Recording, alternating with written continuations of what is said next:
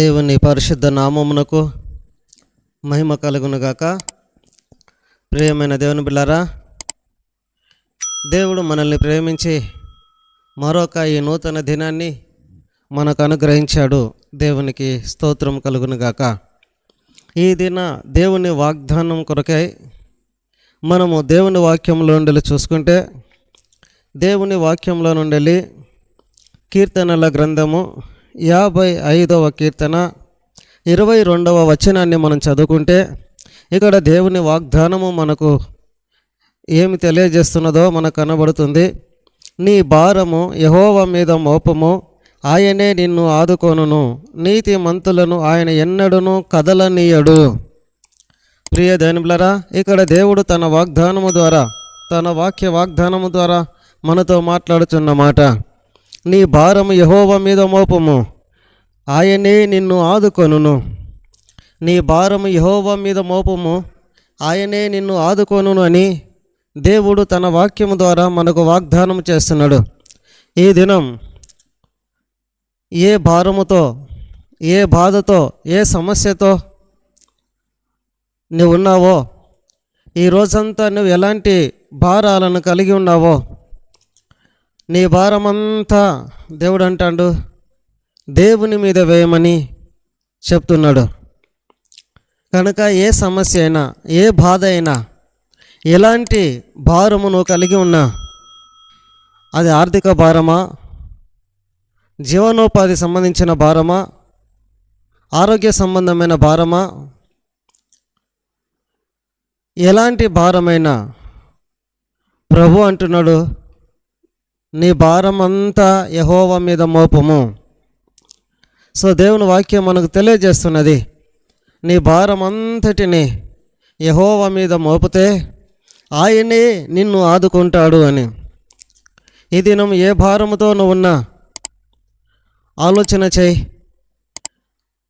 నీకై నువ్వు బాధపడి, నీ అంతటా నువ్వు చింతించి, మూరెడు ఎక్కువ కానీ మూరెడు తక్కువ కానీ చేసుకోలేవని యేసయ్య చెప్పినట్లుగా, దేవుని మీద భారము మోపకుండా నీ మీదనే వేసుకొని, నీ అంతటా నీవే చింతించి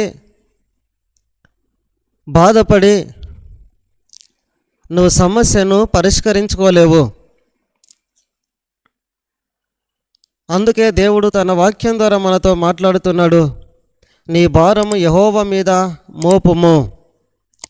ఈరోజు దేవుని మాటను బట్టి మనం ధైర్యం వహించి, ధైర్యముగా విశ్వాసముతో ప్రభు మీద ప్రతి భారాన్ని మోపుదాం. ఆయన మోయడానికి, మన భారం అంతటిని ఆయన మోయడానికి, ఆయన మోసి మనకు నెమ్మదిని కలిగించడానికి ఆయన సిద్ధంగా ఉన్నాడు. మ్యారేజ్ విషయమై బాధపడుతున్నావా? ఉద్యోగ విషయమై బాధపడుతున్నావా? నీ భవిష్యత్తు విషయమై బాధపడుతున్నావా? నీ అనారోగ్య విషయమై బాధపడుతున్నావా? నీ ఆర్థిక పరిస్థితులను బట్టి బాధపడుతున్నావా? నీ కుటుంబ పరిస్థితులను బట్టి బాధపడుతున్నావా? నువ్వు ఎలాంటి బాధతో ఉన్నా సరే, నువ్వు ఏ విషయంలో బాధపడుతున్నా సరే, ప్రభు వాక్యం మనకు తెలియజేస్తుంది, నీ భారము యెహోవా మీద మోపము, ఆయనే నిన్ను ఆదుకొనును అని. ప్రియ దేవునిబిడ్డలారా, ఈ దినం మనం ప్రభువును బట్టి ధైర్యం వహించి,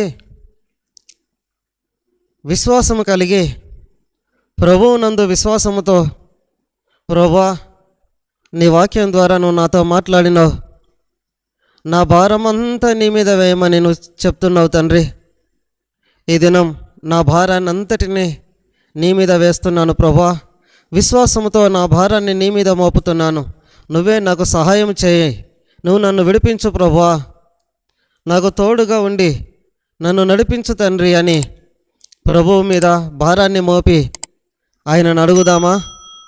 ఆయన తప్పక సహాయం చేయువాడై ఉన్నాడు. ఆయన తప్పక ఆదుకునే దేవుడై ఉన్నాడు. ఆయన తప్పక ఆశీర్వదించే దేవుడై ఉన్నాడు. జీవనోపాధిని కలిగించువాడు ఆయనే. భవిష్యత్తును ఆశీర్వదించే దేవుడు ఆయనే. కుటుంబ పరిస్థితులను చక్కపరచువాడు ఆయనే. ఆరోగ్య సమస్యల నుంచి విడిపించి స్వస్థతను అనుగ్రహించువాడు మన యేసయ్యే.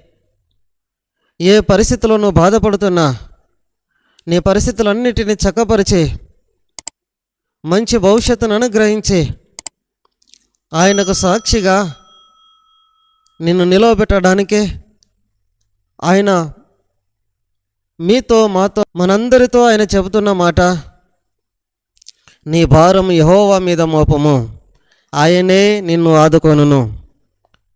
ఈ వాక్యపు ధైర్యమును కలిగి, ఈ వాక్యమును బట్టి ధైర్యం వహించి మీ భారమంతటిని ప్రభు మీద మోపండి. ప్రభు మీకు తప్పక సహాయం చేస్తాడు.